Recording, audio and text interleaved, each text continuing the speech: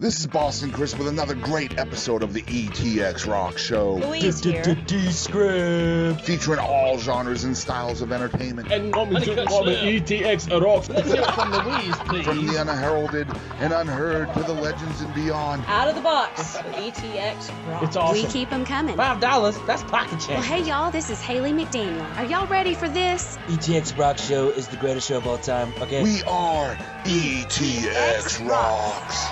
The ETX ROCKS Show is the best show of all time, say? The other shows, you're good, you're real good. As long as we're around, you'll be second best, say? Cut.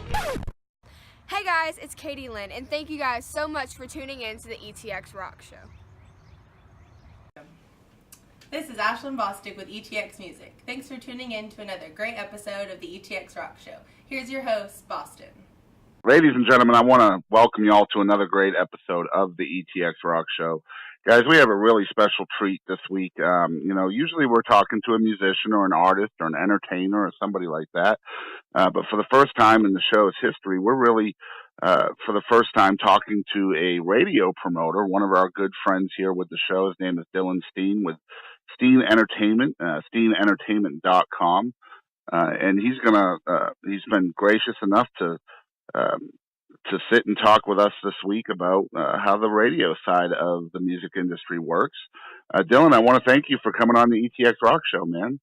Well, thank you, Chris, for asking me to come on. I appreciate it. Not a problem. And so my first question to you would be, how long have you been in the promotion business? Well, in radio promotions, see, I didn't start out in radio promotions when I came into this business. I started out booking. And I went to radio promotions. Shoot, this is 2017? I want to say it's 2012, the first single I ever promoted. And is that kind of a natural progression to go from booking to radio? No, I don't think so. Most of the radio promoters that are out there, from what I know of them, most of them have definitely held different roles in the industry, but not necessarily booking. But it was my natural progression, but there was a whole long storyline of how I kind of progressed into it. But, I think everybody has done different things. Just everybody finds their niche and what they really enjoy and what they feel they're the best at to help the artist out the most. Right. And just to give folks out there a little bit of background on you, from what I know, I know you've had at least, 15 or 20 or more top 100 Texas singles, as well as at least one number one that I know of, and it might be more. I know that Jarrett Zock had a number one with you. Yes, and the very first number one I ever got was Whiskey and You by Chapter 11 featuring Aubrey Lynn England. That was the very first number one, and then Jarrett Zock with Everything Jarrett Zock and OSR Band with Everything I Need was the second one. And as we sit here talking, I'm hoping that I'm fixing to knock out another one with Jarrett Zock and the OSR Band. So, yeah, and that song's called Everything I Need, right? No, the one now is called Still Not Over You. Yeah, Still Not Over You, right. Yeah. I was just testing you. You did really well there. Yeah, well, I'm glad I passed that test. I'd be pretty bad if I didn't. Well, Jarrett has kind of come out of nowhere, but just a little story. I met Jarrett for the first time at an acoustic night in Longview, and this is kind of weird because Jarrett's from Huntsville, so right. You wouldn't think you'd see him in Longview, but he's got friends here in Longview that do a lot of acoustic gigs, and we were lucky enough to see him and meet him and become friends with Jarrett on that night. And guys out there, man, Jarrett is one of the hottest new country acts in the state of Texas. You guys really need to check them out. So over the years, how many different artists would you say you've worked with, Dillon? Oh, gosh, dog.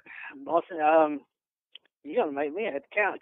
It's hard now. Radio promotions is one thing, but artists that I've worked with, that could go into a long range, because when I first started out booking, the booking roster that I carried when I first started was 8 bands / solo artists, and then kind of progressed from there. And with radio promotions, it's been quite a few, but I've always felt of myself kind of like a stepping stone, because I work with mostly, up and coming artists that, quite frankly, when they put out their first single, people haven't heard of. I'm the promoter for a lot of debut singles. Right.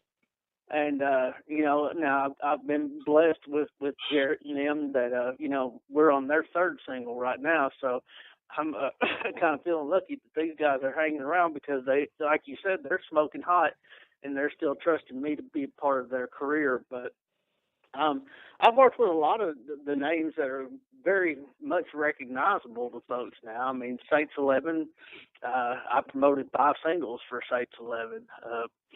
Natalie Rose, Zach Coffey, Pat Waters, I did 2 for him. Brandon Stedman, I did 1. Just a ton of great artists. And, I don't lock anybody into a long-term contract. I just take it single by single. And if it works, great. If not, because you have to, it's a relationship with the artist that you work for, and it's a definite trust and a building relationship. And sometimes they just feel like, well, Dillon, I want to take a shot over here, and I'm like, okay, we part friends. There's good and bad sides to this business, but I would say 99% of all the artists that have worked with in the past, if they decided they wanted to come back this direction, I sure wouldn't shut the door on them. We parted ways as business decision, not anything personal. Right. I mean, I think it's really cool too that, like you said, a lot of the folks you work with are up and coming and new artists. And, just about every one of them, we've been blessed to talk to because of you and setting that up for us. But I mean, just the level of talent that you've worked with is just insane. I mean, even the current singles you're working on, like with Jenny Dale Lord and, I mean, even the Tiptons who are brand new. I mean, these folks are amazing artists. So, I mean, it's got to be really validating to you as a promoter that these folks trust in you enough to kind of get their footprint on the map.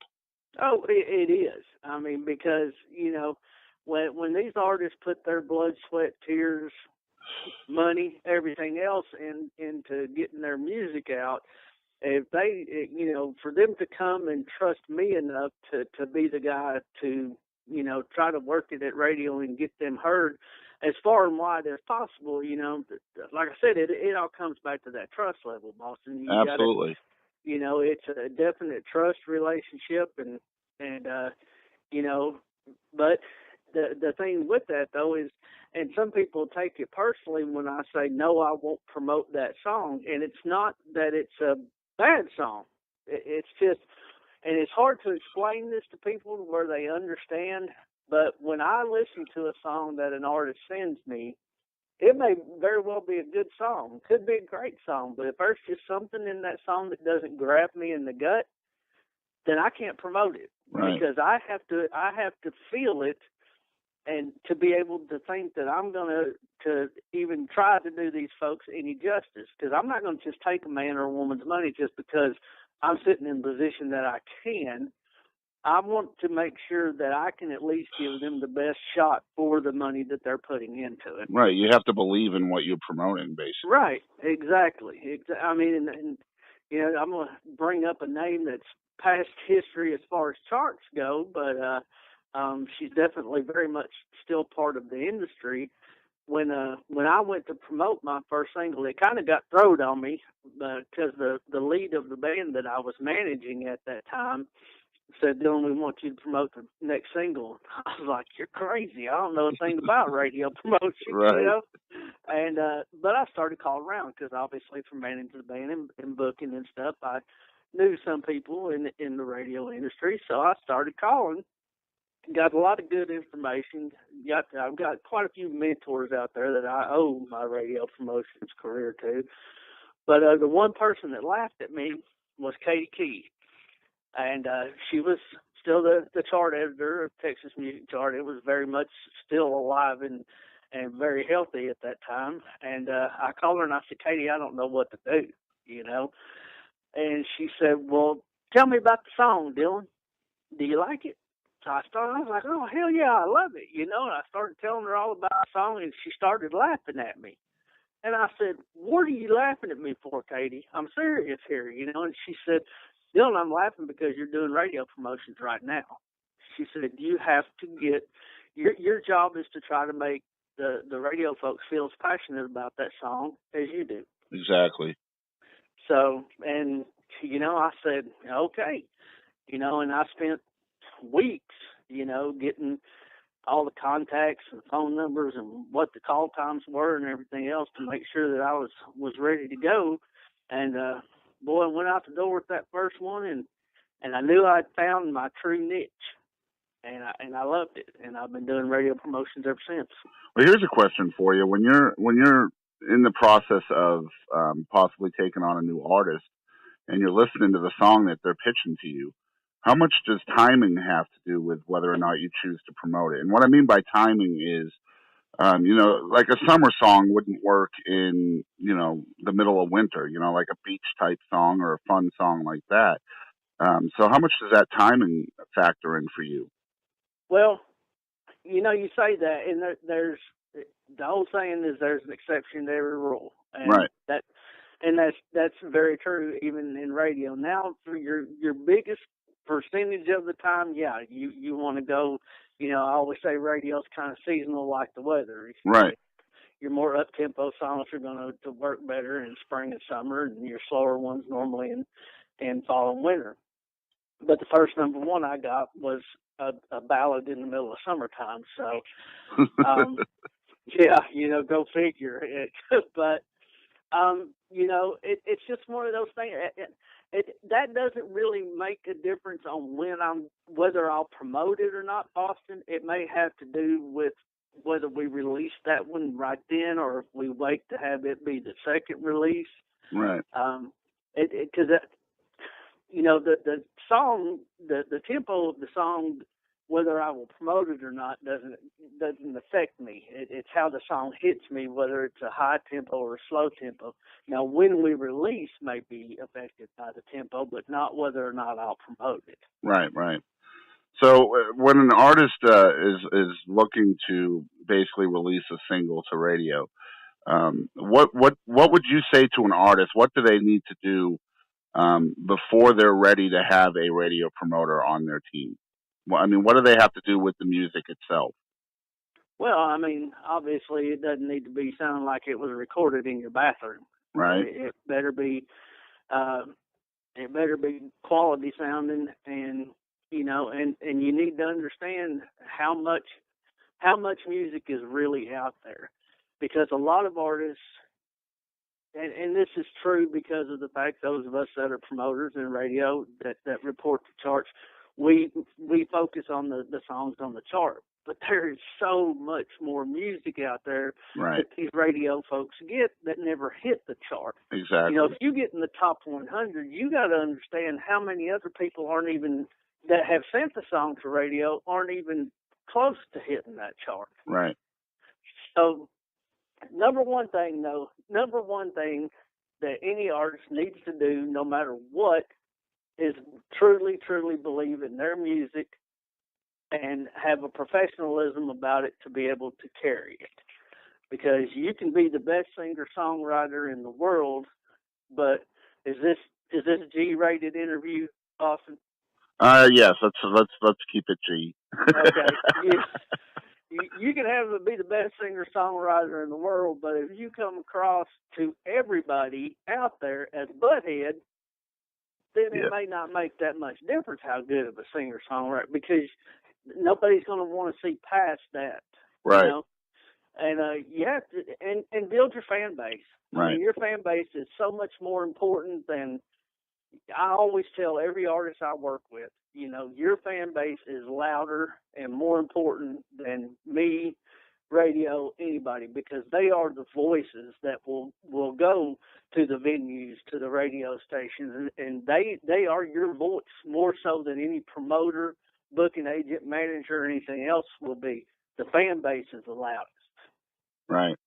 I would also say, I mean, and I would figure you would agree, but wouldn't you say that these artists need to be ready to work too? Oh, yeah. Because I've seen this a little bit here locally in East Texas. A lot of musicians don't know why they're not getting radio airplay or not getting noticed by, labels and whatever it may be. But it would seem to me like if you're going to release a single to radio, then you might want to be ready to travel to Laredo and travel to San Antonio, wherever you have to go, even to sit down for a 20-minute radio interview. You better be willing to hit that road, wouldn't you say? Yeah, but the thing about the up-and-coming artist level that's different, you have to be willing, and I always tell them, if there's any way that you can plan time to at least get out and shake hands and kiss babies for a couple of days. But at the up-and-coming level, Boston, you have to understand that a lot of these folks still have to work daytime jobs. Right, because exactly. They don't have sponsors and financial backers and everything. And so they're trying to balance. Okay, I'm trying to do this, but I've got a wife and 2 kids at home. I have to work this daytime job to be able to pay the bills until things get rolling real good. So it's a real hard balance between for a lot of these folks. And that I just tell them, okay, if you can't, if you absolutely can't, take a couple vacation days or whatever, then you really, really, really need to be as active as possible on the social media site. Yep. And interact with the radio stations on their pages, and if the DJs and program directors have their own, public pages, interact with them. Let them know that even though you can't get out there, you're still appreciative of everything that they're doing for you, whether it be one spin, no spins, whatever, because you're not going to get played at 100% of the stations all the time. But the fact that PD might even recognize your name, you need to be appreciative of the fact they took a little bit of time to even pay attention to your song. Right, exactly. So as a promoter, how frustrating is it for you when, you believe wholeheartedly in a song, but maybe that time isn't there for them to actually physically visit with folks? Let's be honest, if they had more time and they were visiting more stations, I would assume that the song would probably be higher on the charts. Yes and no.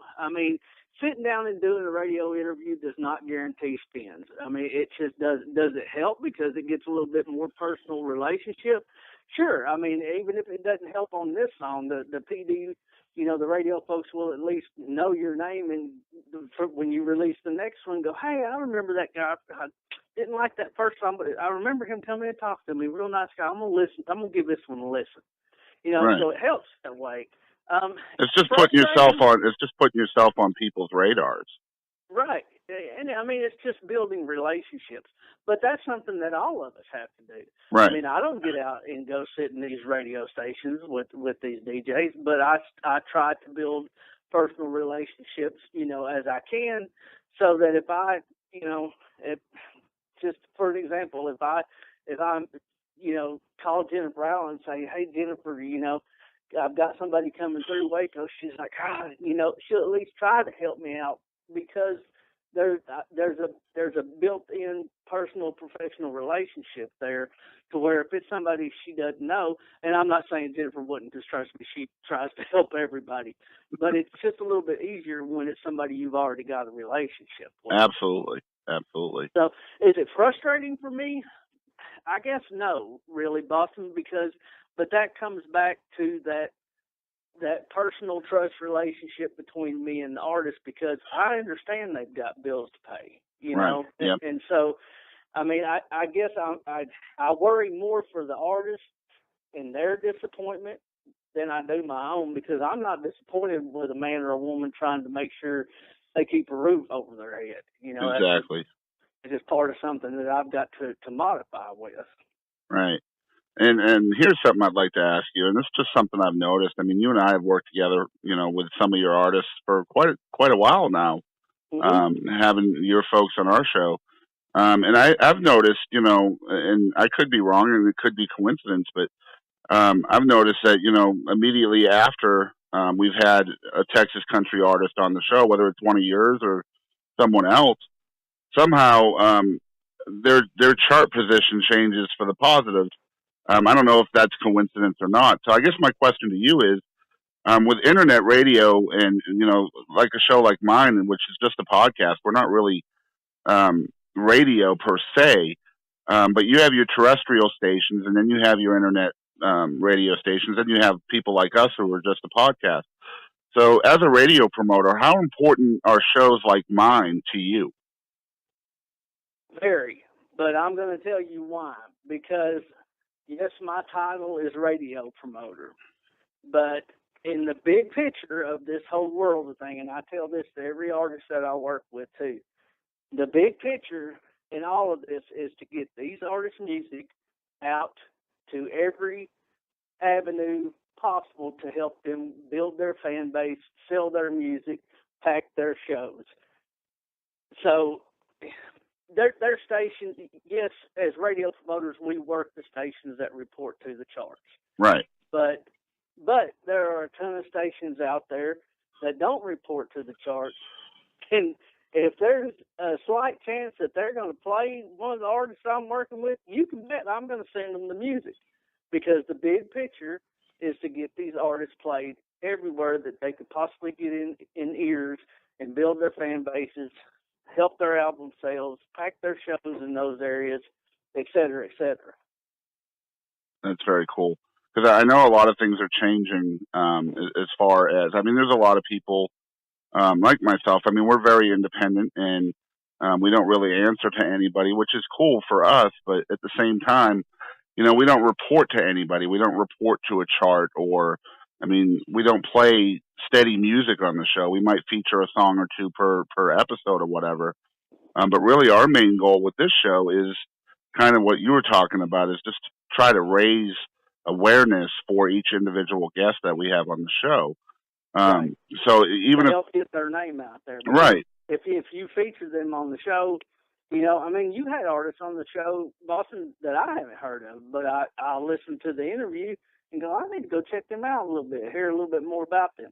And that's what we hope with doing, even write-up interviews or, all kinds of stuff that goes on with these artists that people want to talk to them, take a couple minutes, or, or just want to review the CD.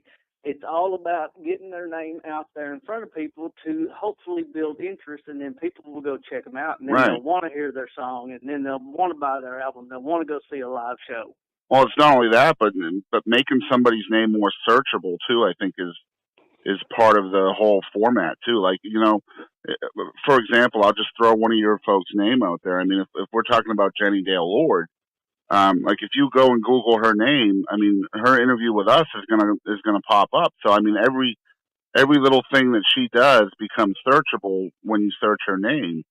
And right. I'm not sure people out there really understand how vital that is in the music business. Right. Well, and as the world turns more and more digital every day,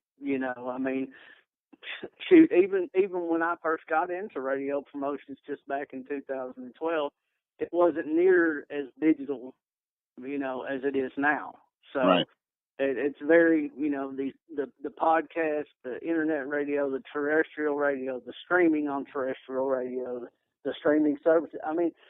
Everything that's part of this business has its own role, but we all need to understand that our roles are inevitably to help the artist and help the music.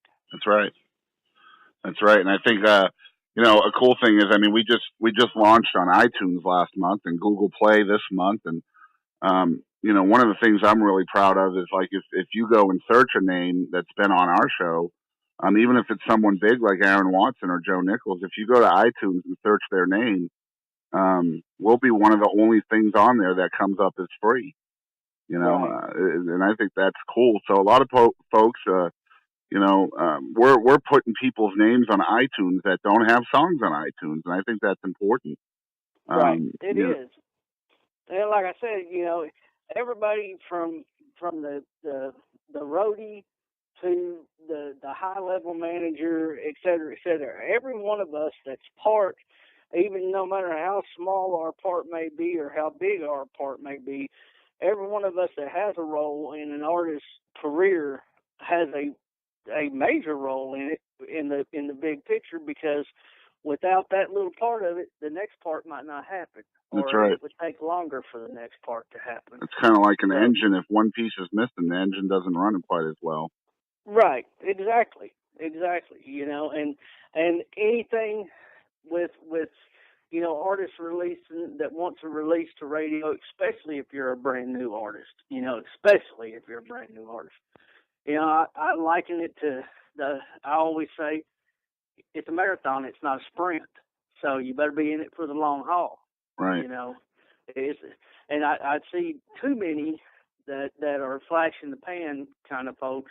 They'll release one and it didn't hit number one in 3 weeks, so they're frustrated, and you don't ever hear from them again. It's like, well, you know, but if that's the outlook that you've got, you don't need to release one. Yeah. You know, because the charts are a living, breathing beast, and well, you know, and there's so many different factors that go into it, right? And plus, you know, there's never a time that everybody's a winner. You know, there can only be one artist in the number one spot. That's right. And you know, and I mean, and plus here in Texas, you have your mainstays, you know, and there's a couple dozen of those mainstays that, you know, people know their name. I mean, your headliners are, and those of us that work in the up and coming world, we know, you know, we'll go, oh gosh, dang, Cody Johnson just released another one. Everybody watch out, it's gonna fly right over the top of us. That's right. Just get ready. But that's okay, because those artists that do that, trust me, they paid their dues down when they were just up and coming too. So, well, it's not only that, but like Cody Johnson releasing a new single, and he just did recently. But you know, that the attention that single gets is going to get the entire chart more attention. You know what I mean? Because it's going to pull everybody's eyes over there to say, okay, what's going on with this? But like I said, everybody, every artist, everything is just, it's all part of how the industry works. Right. And everybody's got their own part to do. And I think that's where a lot of people get sidetracked or turned sideways, is they think that everything is only about them, when it's really not. It's about the industry as a whole. And yes, we've all got our own little corners of it. Right. But, you know, for the big industry as a whole, you know, there don't need to be the backstabbing, the hating, the flat out trying to, you know, do things dirty. Just do it the right way, and it makes the whole industry look better. Yeah, you just got to find your corner and be happy where you're at, and, you know, try to move out of that corner a little bit at a time. But right, you know, always grow. There's always room for growth. That guy sitting at number one, or that lady sitting at number one, has still got room for growth. That's right. There's always something bigger, you know? That's right. It's like, you know, hey, we've got it's like, okay, when we talked to Jarrett, you know, I was like, Jarrett, man, you're number one right now. He's like, yeah, man, because there's a lot of pressure, because now the next one has to do just as well, you know? Yeah, but that don't always happen, though. No, it doesn't. That's a wild tale, too, that just because the artist hits number one, the next single he releases is going to go to number one, too. No, not necessarily. Well, you know, no, but it was what we're shooting for. Trust me, I'm sitting here with Jarrett's song at number 4 right now. So, I mean, yeah, are we shooting for number one? You bet. And in reality, Boston, every time I release a single, I think, shoot, let's take this sucker to number one. Right. But do I sink into a depression when that song, you know, only gets up to number 60? No. Now, when I first started, yeah, it used to eat me up when I first started. But as I learned and grew and studied and worked with and talked with promoters that have been in this business a whole lot longer than me, again, think about how many didn't even get that far. Right. I mean, at any given time, there's hundreds of singles in Texas. Exactly. Exactly. And it's not just singles that come through promoters. Right. Many artists self-promote. Yeah. A lot of them do, yeah, for sure. Yeah. So, nobody except that radio station sitting there opening emails and opening hard mail knows how many come in there every day. Right. So what would you consider to be a successful single? A successful single? Yeah, what's your definition of a successful single? Well, And you might not be able to answer this, but I'm curious. No, because I mean, obviously, as far as charts go, a successful single is a number one. Right. But that's not the only success a single. And I'm gonna give you an example of one of my artists that in fact, she was one of your first interviews, Francie Krenitz.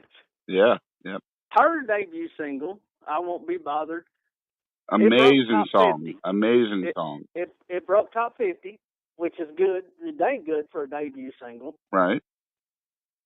Didn't break top 40, but it broke top 50. Okay. Now, would some people define that as success? Maybe not. But let's look at what Francie got off that single. She got a whole lot of people that know her. She got to travel and meet a bunch of the radio folks because she actually did a little mini radio tour. Right. She's nominated. She made it to the second round of the TRRMAs for New Female Vocalist of the Year. She's nominated in the Big Star Music Awards for New Female Vocalist of the Year. So you tell me, Boston, was that single successful? Absolutely. And I mean, for me personally, and I'm not in the radio business, but for me personally, if I see your name on the chart anywhere, that's a successful single. Right. And the reason why and that's with the chart. But see, a lot of people, again, you know, yes, those of us as radio promoters, we deal with the charts. So that's how we kind of gauge success when we really shouldn't in a lot of ways, because the artist sitting down at number 60 may be a whole lot more content, be playing more shows even, as far as, you know, quantity of shows than the guy sitting at number 20. Right. So, and plus, you know, success is self-defined, Boston. How can I say whether a single is successful? It's what that artist feels like. Right. If that artist comes away from a release and tells me, Dillon, it was a great experience, I thank you so much for working so hard, that's success right there. I don't care what level of the chart it got on. Yeah, and I agree 100%. I think, you know, if at the end of the day, if the artist is happy, I think that's all that really matters. Exactly. You know, especially with working with up and coming artists. You know, a lot of the folks you work with, you know, like you said earlier, you're kind of the stepping stone. You're trying to push them a little further up the ladder and hoping maybe, you know, you probably won't say this, but I would imagine you're probably hoping that you'll push them to the next rung of the ladder and maybe they'll stick around so you can help them get to the next rung. Oh yeah, you know. I used to always say that I was the first stone that they had to step on and then move up to others. Well, you know, I ain't gonna lie to you. I want to be that higher up stone. I don't want to be the bottom stone anymore. So I'm hoping that some of these folks definitely do hang around. So, you know, but when they don't, if it's for the betterment of their career, I'm 100% behind. 100%. Right. I mean, when Zach Coffey, who I took his debut single up to number 8. We had a great run on his debut single. And we released another one after that. Did fairly well. And when he got with an agency and was moving on to a different promoter, he called me first. He said, Dillon, I want you to hear it from me. And I said, brother, you do what's best for your career. You know, Cody Joe Hodges is nothing. Yep. Called me, you know, and I said, I'm going to kick my feet up on this desk one day, and I'm going to watch, you know, your name scroll by on the TV or on my computer screen, and I'm going to say, hey, I was a little part of that. Right. That's what it's about. Now, do I want to be standing next to them? Yeah, you betcha. I hope there's one of these bands that stick with me, too, you know, and say, come on, Dillon, you're going with us for the ride. And we make it, you know, we get their name scrolling, and I'm actually standing there with them. But if it's professional reason that somebody leaves me, I don't hold any ill will over that at all, because bottom line, I want what's best for them and for their career. Very, very cool. All right, so I guess my last question would be, obviously the state of Texas, I think, is a little different than pretty much anywhere else in the country because, I mean, let's be honest, we have our own infrastructure for country music here in Texas. And a lot of times, you know, this might just be my opinion, but I think the music on the Texas country charts is better than the Billboard charts.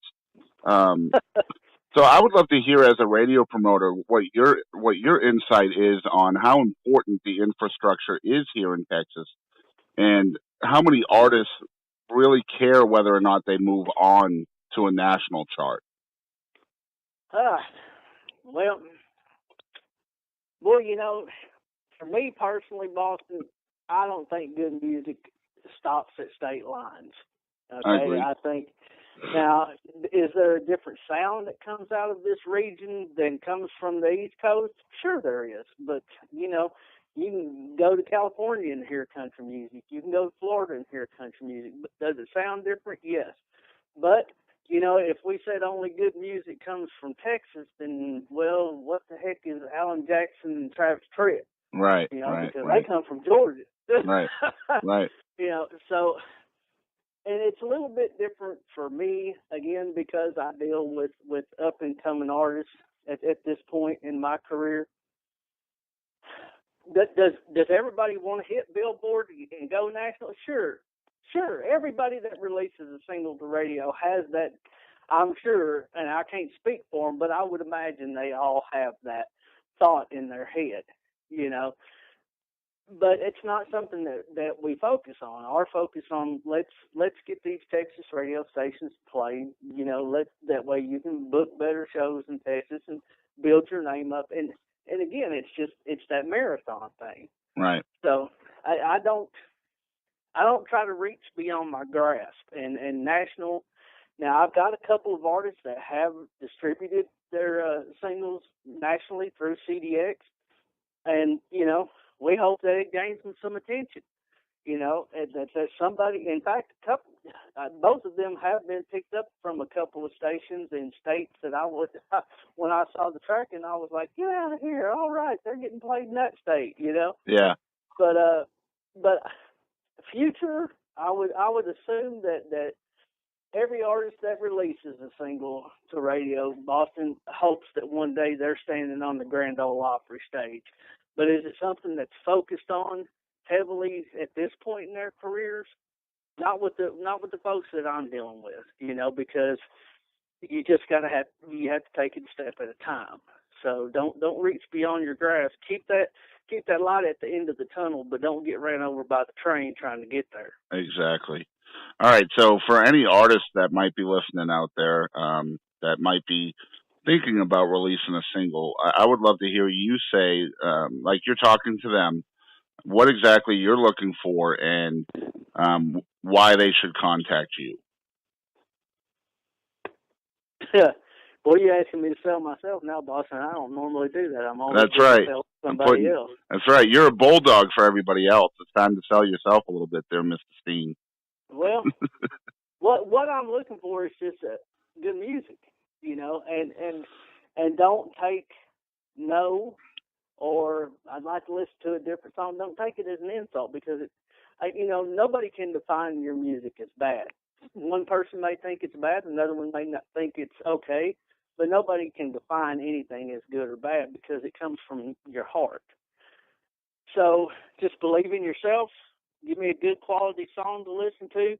Be open for my opinion of whether it will work or not. And if I don't think I can do it justice, I always refer them to another promoter that I think will be able to help them.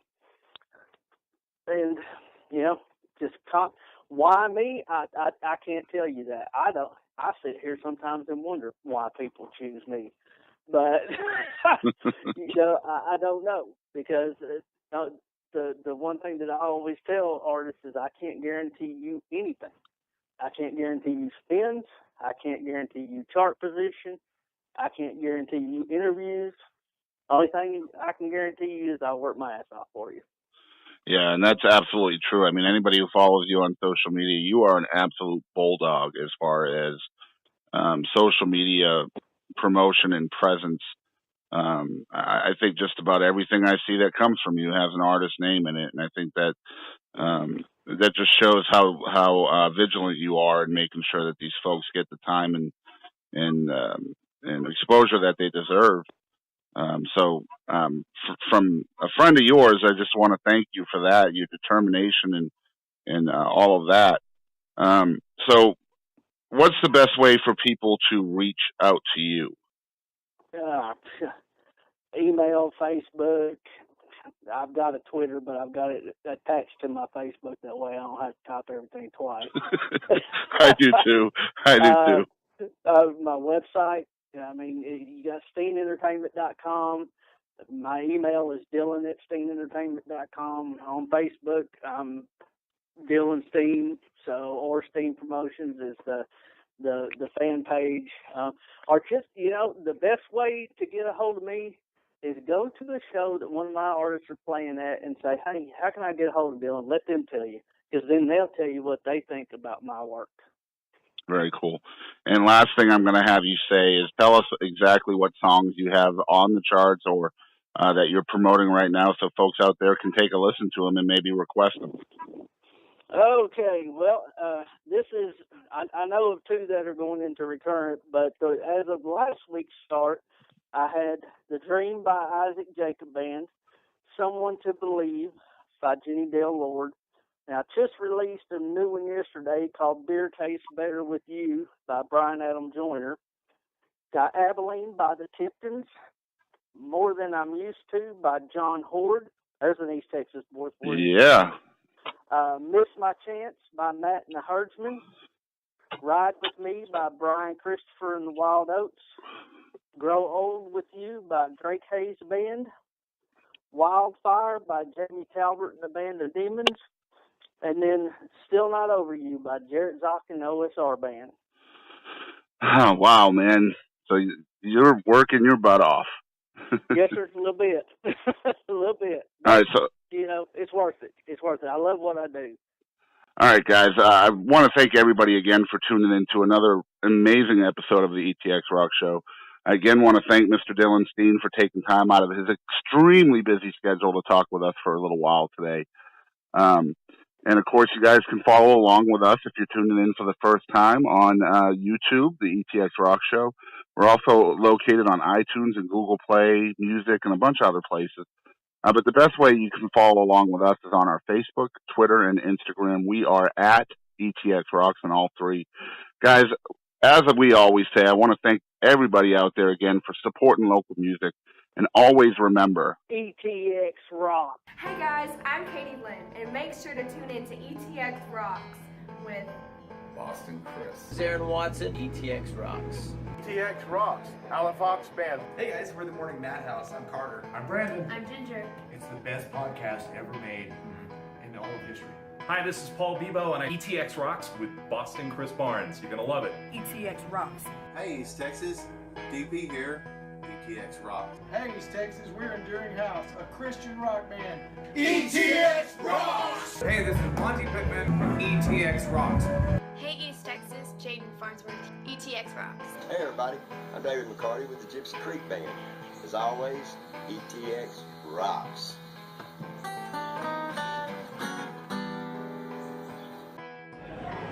Hey guys, this is Chris Colston. Thanks for tuning in to the ETX ROCKS Show. The ETX Rock Show. ETX ROCKS Show. Ho! Hey folks, I'm WWE Hall of Famer Hacksaw Jim Duggan, and I just want to make sure you support local music. Hi East Texas, this is Chris Wayne. And Crystal Clark with KYKX 1057. ETX Rocks! Hey East Texas, we're Lady Chaz and the Tramps. And just remember, ETX Rocks. Hey, this is Todd Freeman of ETX Rocks with Boston Chris. Hey, East Texas, I'm Waylon Hicks, and remember, ETX Rocks. Hey, what's going on, guys? This is the one and only SP, El Mexicano con Estilo. Make sure to support your local music, and ETX Rocks. Hello. Hello. We're one way home. Hey East Texas, this is Teaser. Please continue to support local music. And always remember, ETX Rocks! Howdy folks, this is Aaron Watson. Support local music and ETX Rocks. Hey, this is Chris Colston. Make sure you support local music and ETX Rocks. Hey, this is Hannah Kirby. Thanks for tuning in to the ETX ROCKS Show. Tough guy, ho! Covering music-related content of all genres. If it filters through Eastern Texas, it's fair game. Y'all bring it. From Texarkana down to the coast and Dallas down to Houston and everything in between. We are ETX Rocks!